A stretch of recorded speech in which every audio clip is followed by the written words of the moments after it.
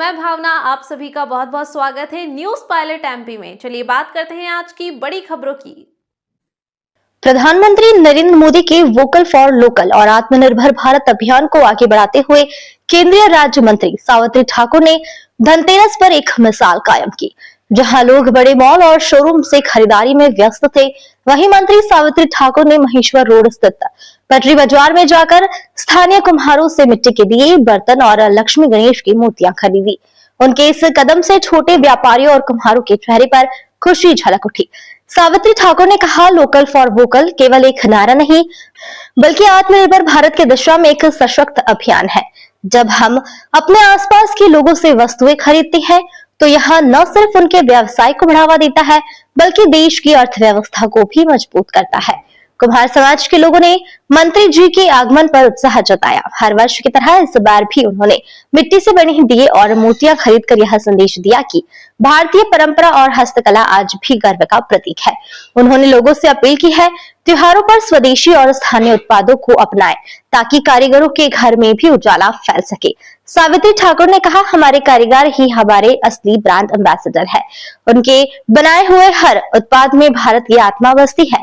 उनकी इस पहल ने वोकल फॉर लोकल अभियान को नई ऊर्जा दी है। स्थानीय बाजार में बिक्री बढ़ने से दुकानदारों के परिवारों में खुशी लौट आई। सावित्री ठाकुर का यह सादगीपूर्ण और प्रेरणादायक कदम सभी के लिए एक संदेश है। मिट्टी का दिया खरीदना सिर्फ परंपरा नहीं, बल्कि देश की मिट्टी और मेहनतकश हाथों का सम्मान है।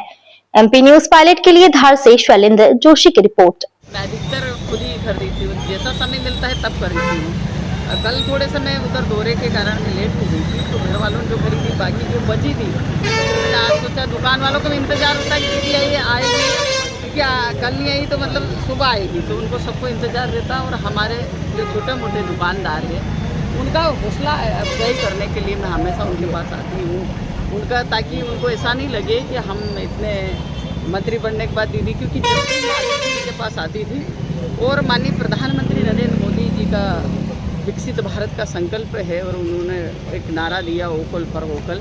हमारे जो मिट्टी की खुशबू है, भारत की मिट्टी की खुशबू, खून पसीने की कमाई की चीज़ों को हम ज़्यादा से ज़्यादा खरीदें, हमारे लोग खरीदें, ताकि उनको भी हमारे यहाँ की चीज़ का उत्पादन का ज़्यादा मायना होना चाहिए। हमको विदेशी चीज़ों को ज़्यादा मायने में नहीं खरीदना चाहिए। हमारे जो स्थानीय लोगों का जितनी मेहनत और खून पसीने की कमाई की जो मेहनत की जो चीज़ें हैं वह हमारे लिए प्राथमिकता है।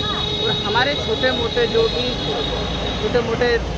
रोजगार दुकानदार हैं उनका हौसला अफजाई हो, ताकि उनको छोटे मोटे सामान लोकल लेवल पे हम लोग करेंगे, क्योंकि हम लोग खरीदेंगे, दूसरे लोगों का भी रहेगा कि नहीं यार अच्छी चीज़ें हैं।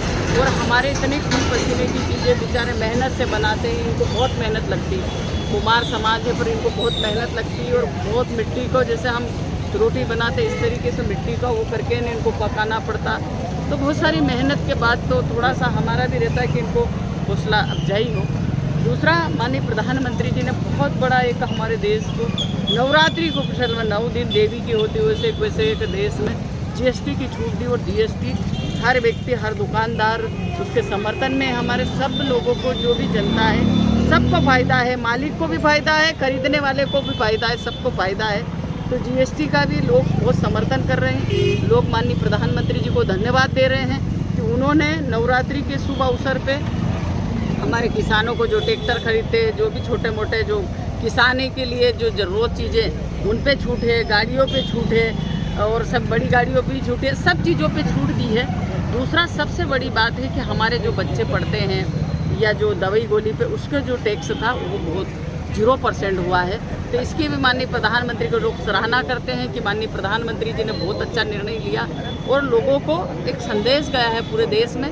और हमारा जो एक भारत जो हम कल्पना कर रहे हैं, भारत विश्व गुरु बने और भारत एक शक्तिशाली बने, 2000 जब हमारे 100 वर्ष आज़ादी के जब पूरे हो, जब हमारा भारत एक शक्तिशाली और समृद्ध भारत हो। फिलहाल खबरों में इतना ही। तमाम ताज़ा खबरों के लिए बने रहिए न्यूज पायलट एमपी के साथ। नमस्कार।